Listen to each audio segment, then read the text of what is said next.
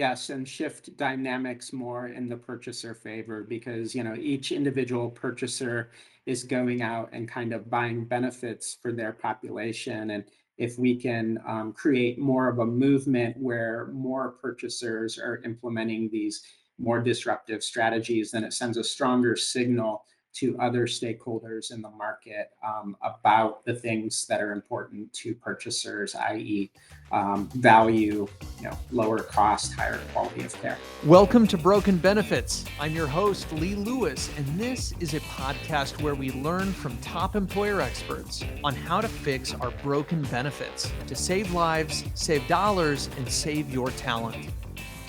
Welcome, everyone, back to Broken Benefits. So excited today. We are interviewing Ryan Olmstead. He is one of the leaders, not just for employer benefits, but for the entire country through the work he's doing at Catalyst for Payment Reform, or CPR.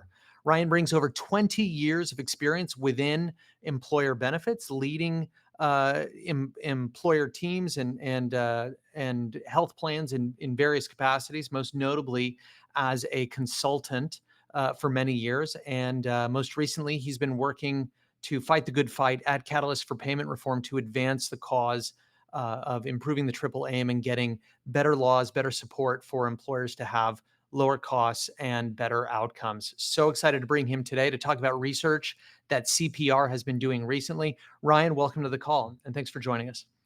Yeah, thanks for having me, Lee. It's great to be here. Terrific. Well, first things first, Ryan, jumping in, tell us a little bit about, for those people who don't know, what CPR is and Catalyst for Payment Reform and the work that you do there. Yeah, so Catalyst for Payment Reform is an independent 501c3 education nonprofit. We were founded in 2010, and our mission is to catalyze employers, public purchasers, and others to implement strategies that produce higher value healthcare and improve the functioning of the healthcare marketplace. We're a member-based organization in a way like HTA, and we have about 25 members, and they're increasingly diverse, I'd say. They make up a mix of private employers, public purchasers like state employee, retiree, and Medicaid agencies, benefits consulting firms, Taft-Hartley Union trust funds.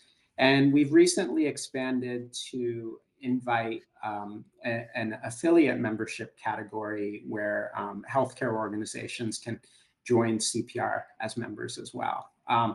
So we focus on education as an education nonprofit.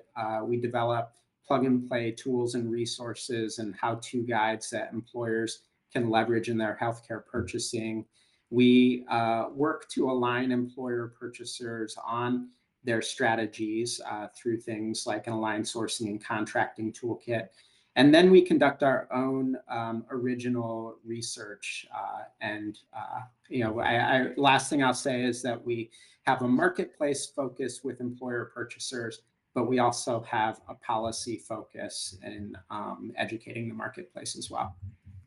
Terrific. Now, looking at the research you've done recently, which I found to be completely compelling, tell us a little bit about what made you want to survey employers on why more employers aren't taking more bold action to help improve healthcare. And if I've misframed anything, just correct it. No. Yeah, so like you mentioned in the introduction, I've been at Catalyst for Payment Reform for about 7 years. And prior to that, I worked in the benefits consulting space at a couple large benefits consulting firms for about 12 years, the prior 12 years before that. And being based here in the San Francisco Bay Area, a lot of my clientele were Bay Area tech clients. And so, Lee, I know you worked in the healthcare benefits consulting space as well prior to HTA. So we have kind of similar backgrounds in a way. And like you've probably seen, I've seen employer surveys through those consulting firms time and time again that indicate X% have implemented a specific strategy and Y% intend to do so over the next, let's say, 3 to 5 years. But for certain high performance, high value strategies, talking like high performance networks, maybe removing a low value provider from the network, those types of strategies. I really think there's opportunity to get closer to that Y% that we haven't seen. And full acknowledgement that Y% might be a moving target. But I really wanted to study what hurdles were limiting purchasers from getting to that percent. Because at the end of the day, purchasers that can shift challenging market dynamics more in their favor will have greater success in controlling the cost and quality of care. And we've had prior experience of bringing together multi-stakeholder groups to tackle difficult challenges. A year or two before this most recent research, we brought a multi-stakeholder group of purchasers, consultants, and vendors together to tackle the challenges around purchaser ownership, access to, and use of data. And so it seemed a natural kind of evolution from that work to kind of tackle this next challenge in my mind. Everyone, now just a quick word from today's sponsor. Hello. Hi, I'm here to pick up a prescription, Okay. Okay, your total is $80. but I have insurance. We ran your insurance. That's just your copay.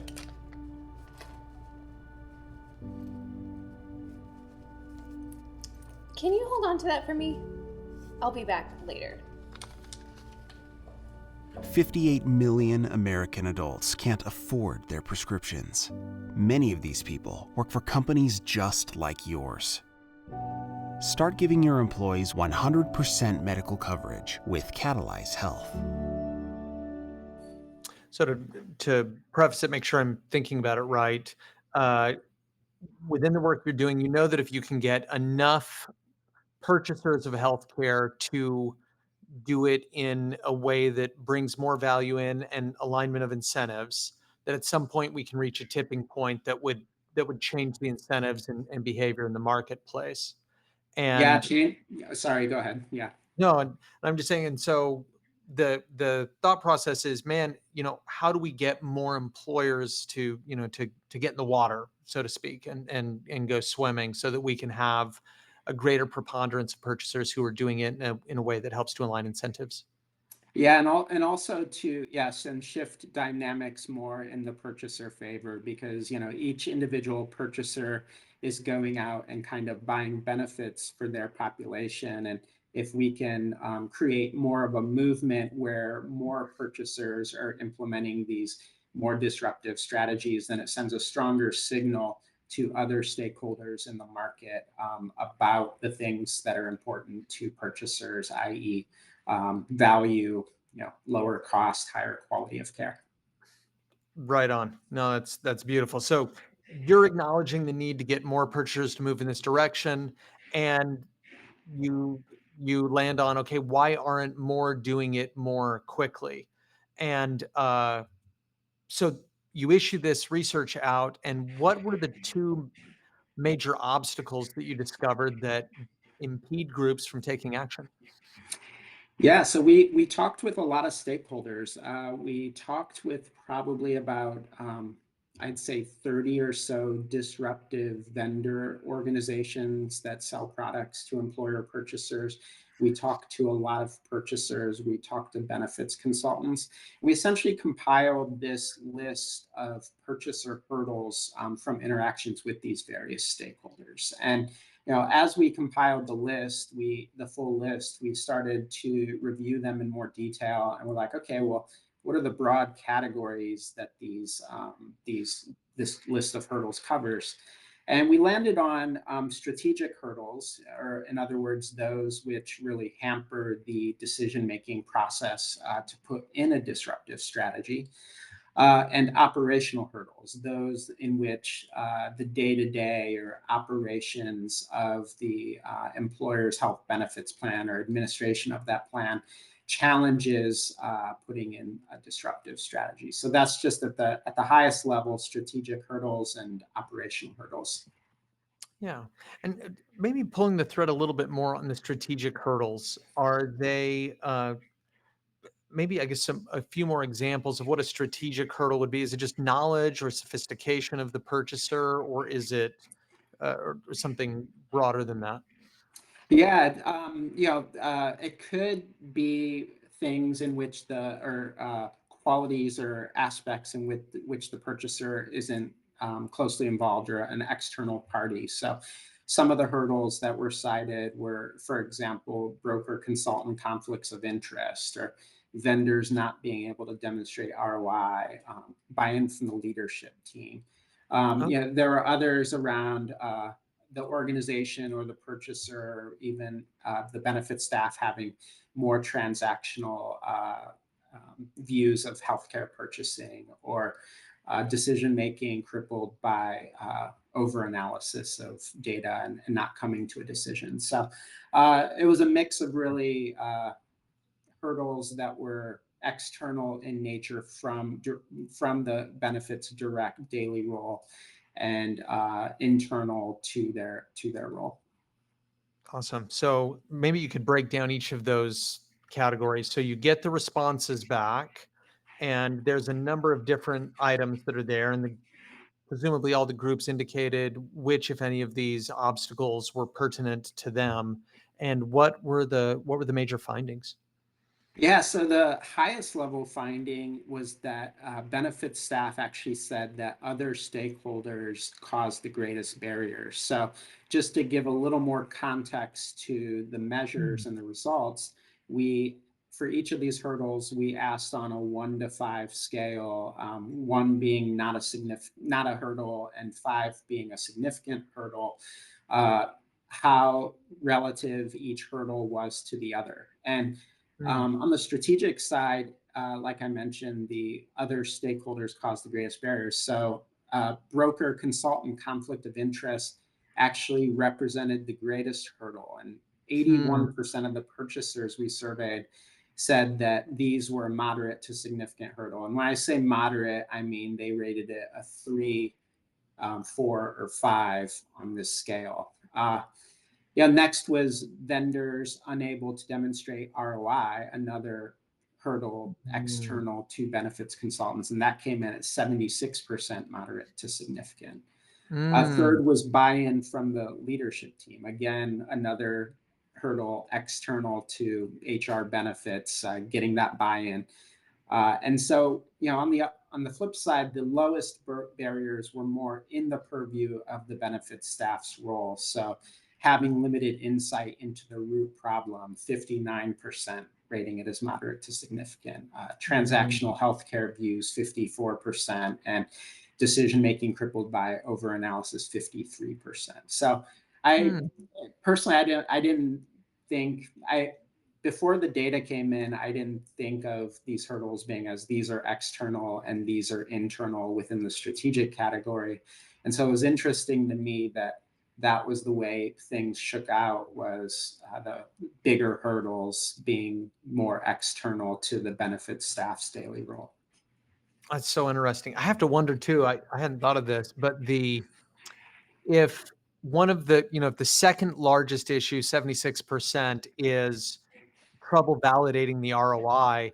I wonder if that's almost the other side of a coin a little bit on the analysis paralysis that comes later. I know I've seen multiple employers in my experience who are trying to make a decision, but after attempting to learn the ROI for a prolonged period of time, if they can't come up with anything, uh, it's almost trying to resolve number two creates number five, or something along those lines, and then getting that internal leadership buy-in makes a ton of sense. So what were you most surprised by these findings? Well, as a prior consultant, I'd say I was It's quite surprised an by indictment. the broker consultant conflict of interest being the number one rated item. And when we dug down to this a little bit in discussion, there's the CAA and there's fee disclosures now, requirements related to the CAA.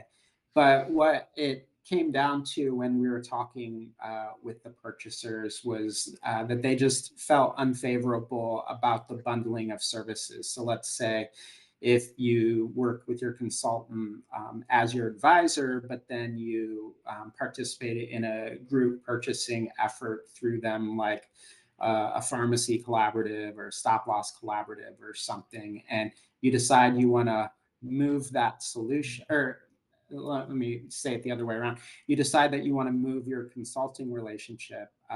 At that time, they're flustered by that they would have to move their pharmacy or their stop loss, and we'll get to operational hurdles in a little bit, but switching your consultant advisor while you have to think about pharmacy, maybe while you have to think about stop loss, that creates really a big bandwidth issue. And so I'd say that was what I was most surprised about.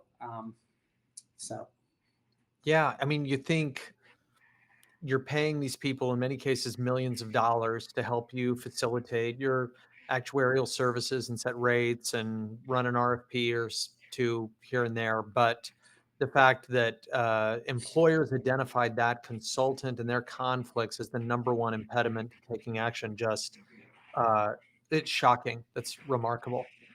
yeah. And what about when you dug a little bit deeper on validating the ROI? Was it because you and I have seen everywhere, every vendor that comes to present to anybody promises huge ROI. They usually have some nice looking graphs to validate it.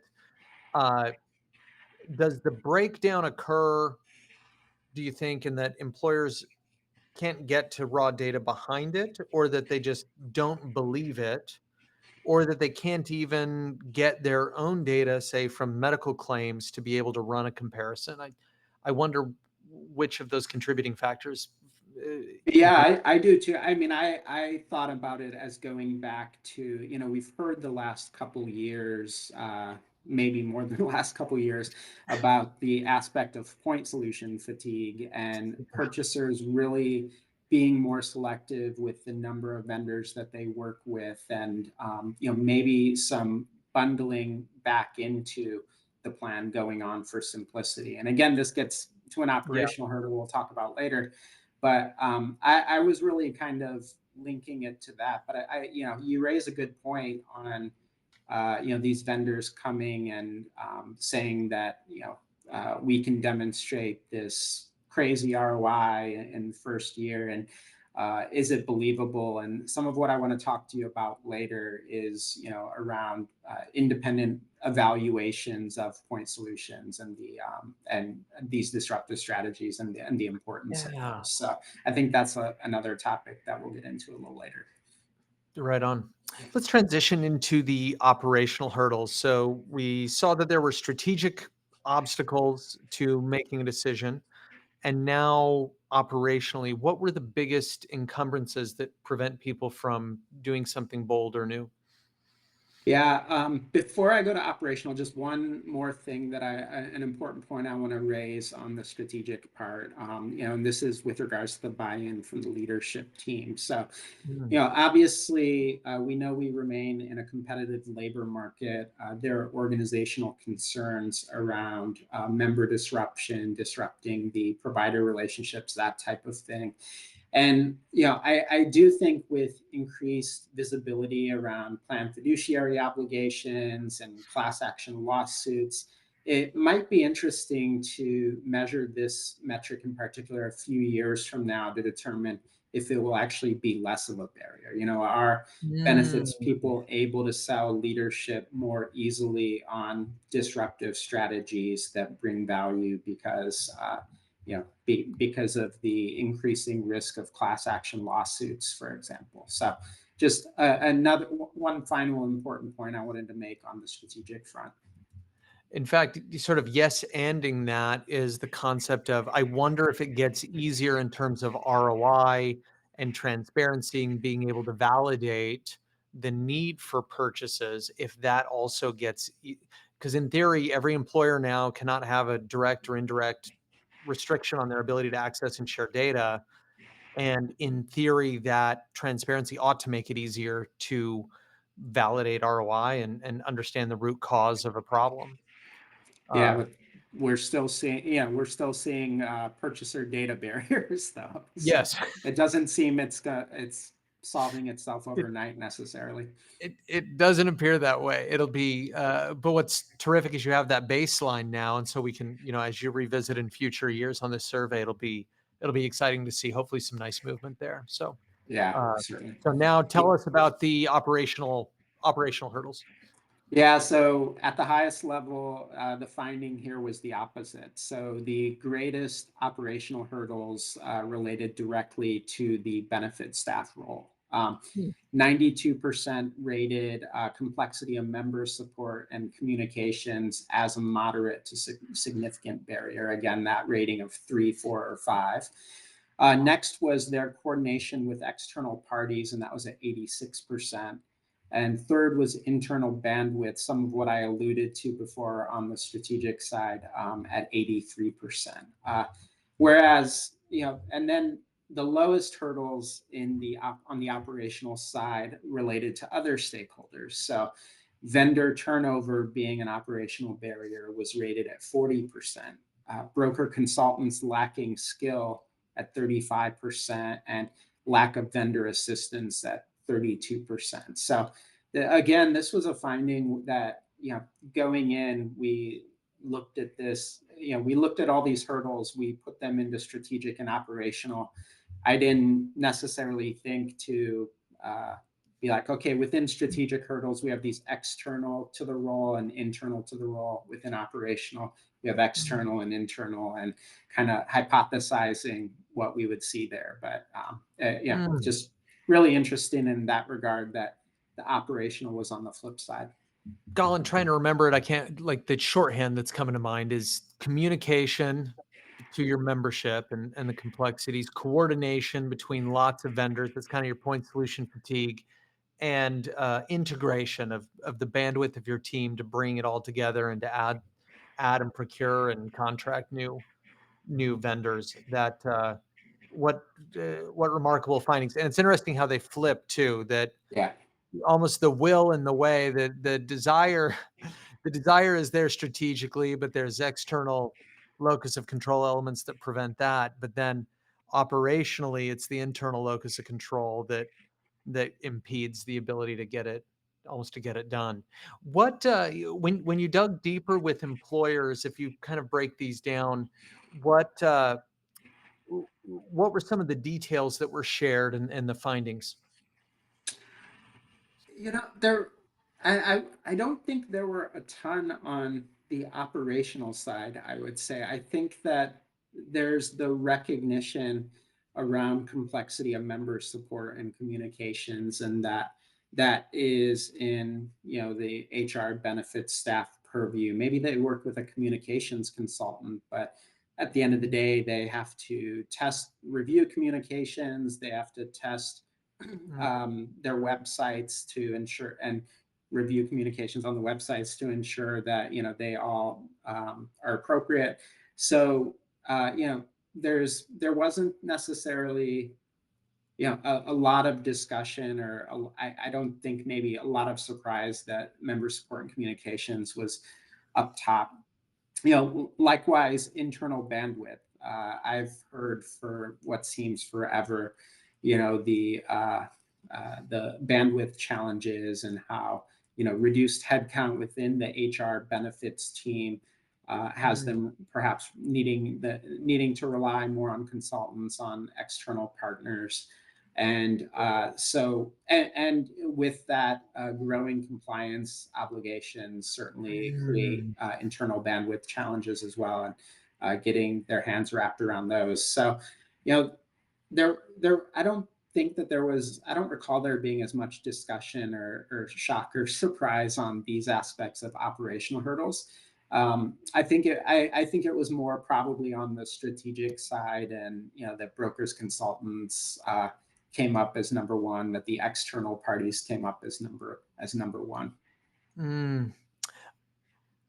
Isn't it interesting what you just said? Made me think that if there is not enough bandwidth on the team to do as much as you'd like, naturally that would lend, people will look for help elsewhere Yeah. and will rely presumably on consultants, maybe a majority, maybe almost all of the time. And the more you end up then relying on those consultants, the greater the influence they have on your team. So it's almost some of the operational constraints in bandwidth force you into more strategic handcuffs, so to speak, in terms of being able to make greater decisions. I don't know. I'm postulating, but I wonder if there is some linkage there, that if you have an understaffed team, they have to rely on other people, and those people don't have your same interests. So you get held up and you're not able to do as much. But the interesting thing was the lowest obstacles being related to the other stakeholders. So one of those low obstacles being around broker consultants lacking skill. These purchasers, these benefit staff who took the survey, feel like they have, I think, generally partners in place that are capable, and so I agree with your Yeah, it interesting makes sense. dynamic, but I also think that there is, because of the bandwidth challenges, they rely on them more. They think they're capable, not lacking skill. So That's a good point. I wonder if having a almost the more skilled the consultant, it almost might increase even some of the influence there, which could be, create a challenging dynamic if you want to do something different than what a super talented consultant is recommending. Wow, there's so much to dig into here. It's so yeah, fascinating. yeah. What as you were thinking about these results and you had received them all back, obviously you've been thinking about what are the main things that are takeaways that we could start to encourage amongst employers to help them resolve obstacles and be able to take more action to advance the mission. What are some of the ideas that have come out of the exercise? Yeah, so I think of this in terms of three different stakeholders. So, first, I think that HR benefits staff need to have conversations with their leadership, with finance, with risk teams about the growing exposure around planned fiduciary liability and high value strategies they can employ to bring greater value to fulfill those obligations. And as part of this project, we also developed a discussion guide for educating for that Hmm.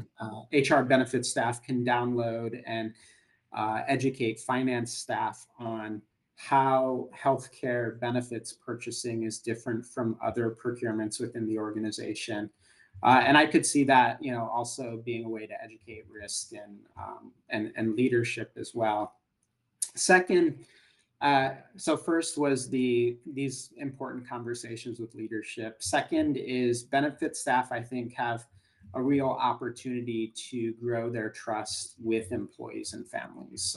So for years, they've needed in many cases to cut benefits, raise employee contributions, raise deductibles, co-pays, co-insurance, et cetera. And to do this in order to manage costs, and employees, when they see some of these communications, maybe just think, oh well, they're cutting my benefits again. And some of the communications there have been very general. Healthcare costs continue to rise. uh, Yeah. I think that using research to cite that the majority of healthcare cost increases are due to prices, that the actions that we as an employer purchaser can take to preserve wage growth, and then actually taking that savings and putting it to increasing wages is what could help grow employee trust. So that's number two, and then number three is having the right partner. So one that is not conflicted, puts any fears aside by guiding an employer through all available disruptive high value strategies.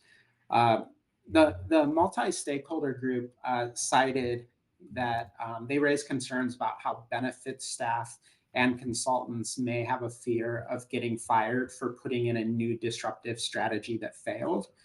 And so I think to flip that on its head, and I'm going to borrow from JFK briefly. Uh, there's an opportunity to show some real profiles and courage. In other words, including educating people on whose careers have flourished because of their willingness to be disruptive, who's among benefit staff, among consultants, and so on. I love that. That's actually a major focus of what we cover on the podcast here is really the profiling people who took bold action with calculated risk, communicated it well, sold it internally, and made a difference in order to both help hopefully millions of people advance their careers and save lots of money for their employers and the like. So I love that you're bringing that out, and those seem like the right recommendations. So What you're already profiling courage, really on your podcast. I'm that just that's fortunate the to that's be the here, attempt. having not been in that seat. You're you're helping encourage and share the good word so that Yeah. others who are in the seat can go for it. What do you think are some of the things vendors can do to both espouse better confidence in their ROIs and reduce some of the administrative or operational lift that to getting implemented? And then I want you to comment on strategic, how to overcome some of the strategic obstacles. Yeah. One big thing that I said I was going to come back to from earlier, and I don't know if this will necessarily result in more accessibility, but it will result in more accessibility of the right products. And I do think that any vendor who is serious about selling their product to employers should participate in an independent evaluation. I think otherwise they're part of the noise, and that noise is really part of the problem of moving towards a higher value healthcare system. And even if the results aren't favorable, and we've written case studies of purchasers where they've put in a strategy and it didn't go as well, and there were lessons learned from it, but they Mm, wanted to share it with other employers. So yeah, even if the results aren't favorable, they can really implement a roadmap for closing any gaps. That action sends a stronger signal to a purchaser considering them. And I think just the last part I'll say about that is it might be a little aspirational, because I do know these startups need to kind of demonstrate momentum to their funders. And, if they do an independent evaluation, they don't get favorable results, and, they have to close gaps, then mhm. yeah. But so maybe a little aspirational there. Um, you asked about operations, and I think that vendors and their consultants, with the operational challenges of bandwidth and communications, uh, the purchaser sided, they feel supported with these partners, but there could be some opportunity to think outside the box in terms of some of that support. And I don't know that I have the answers right now for what thinking outside the box on that piece looks like, but really just think outside the box of how they can provide greater support to combat those operational challenges. I feel like and you mentioned it earlier, we're seeing a little bit more of that in the marketplace where carriers are looking to build hubs or digital formularies of point solutions or vendors that are pre-integrated or pre-plugged. Mhm. And I feel like maybe that is driving a lot of this as well, where an employer can ostensibly have their cake and eat it too, where they're able to use a point solution that's attractive without having that admin load. Uh, and probably to the extent vendors can build into that system, I'm sure it makes it a lot easier for employers. Yeah, yeah. I mean, and where my mind went to was even with regards to some expansive type of on-site support, but we also still know that some employers are fully in person, some employers are fully remote, many are hybrid. So Mm. uh, you know what that looks like, I think would be between the vendor and the specific employer with whom they're working with. What are some of the vendor categories or strategies that employers ought to seriously consider in trying to advance the mission and trying to advance the triple aim?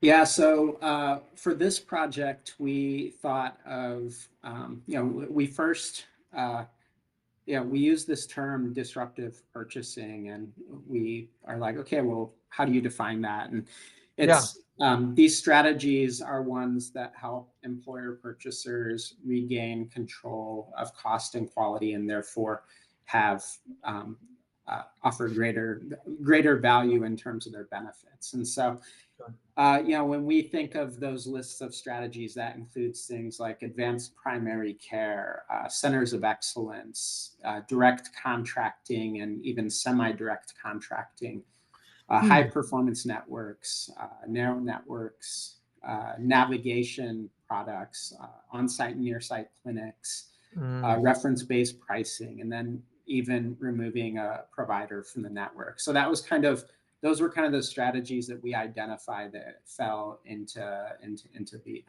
these buckets, or that bucket. Which of those are the most popular or are getting or maybe some of the easier ones to step into if I'm an employer who hasn't done anything along these lines? Yeah, so we asked this question in the survey, and the some of the strategies that were more adopted and even more considered by employers were advanced primary care, centers of excellence, and navigation. And it might not be exactly in that order in terms of ratings one Sure. through three, and some of the ones that are more perhaps and wait, let me just comment that those tend to be strategies that are more able to be inserted as kind of an add-on, or overarching strategy Mhm. for based on products you already have, I think. And then some of the other strategies that are maybe a little more on the disruptive side that had lower adoption or lower consideration were around reference-based pricing, removing a provider from the network, and then obviously direct contracting, and maybe even on-site clinics. So those strategies kind of take a certain employer with a a large population and a specific geographic footprint, in terms of clinics and direct contracting, uh, and so on. So. Yeah.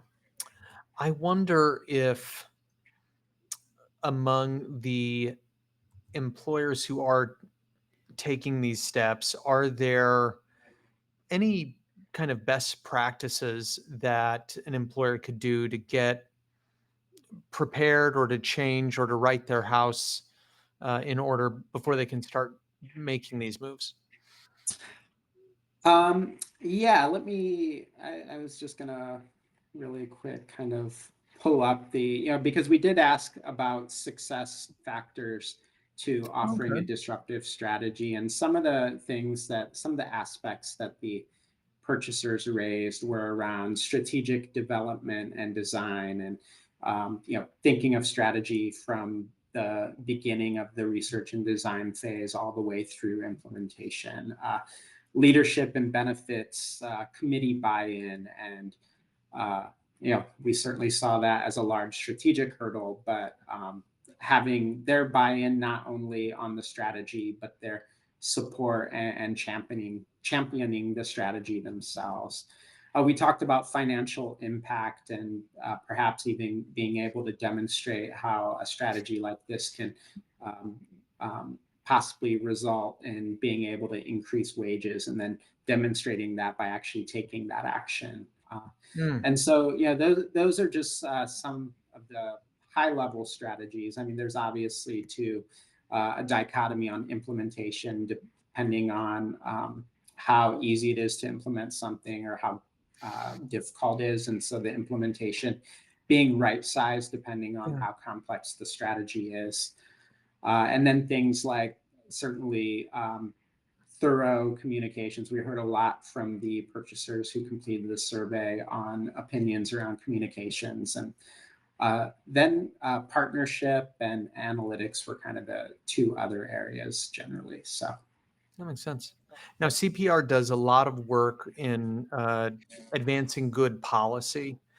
Do you have any ideas around policy concepts that we might advance that could reduce the burden of some of these obstacles?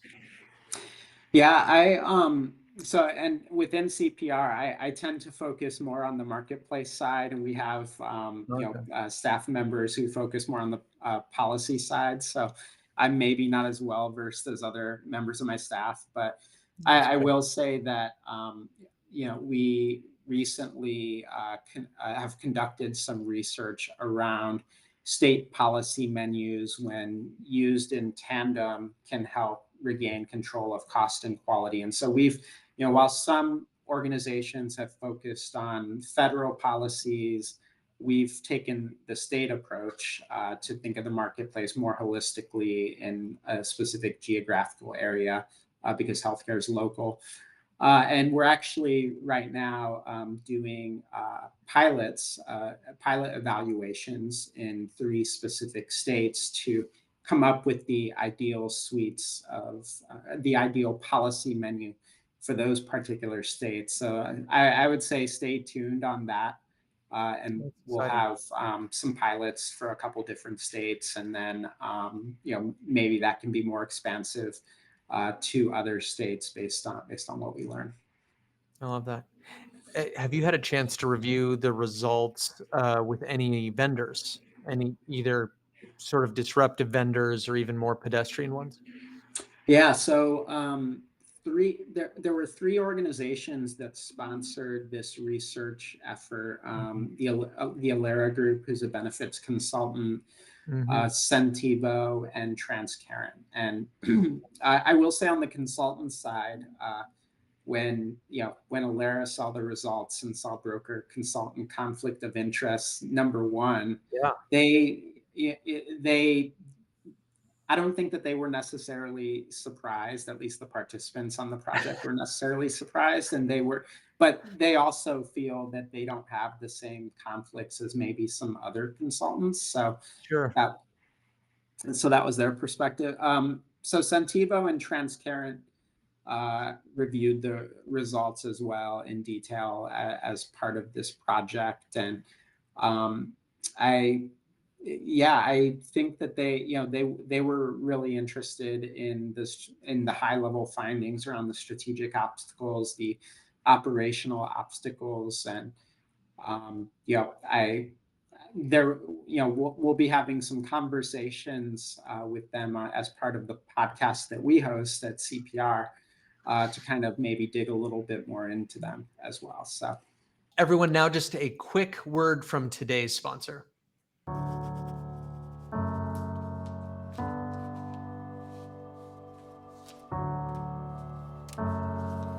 Hey, Dad, have you seen my PlayStation? People who work for companies just like yours are desperate for any way to pay their medical debt. Support your employees by giving them 100% medical coverage with Catalyze Health.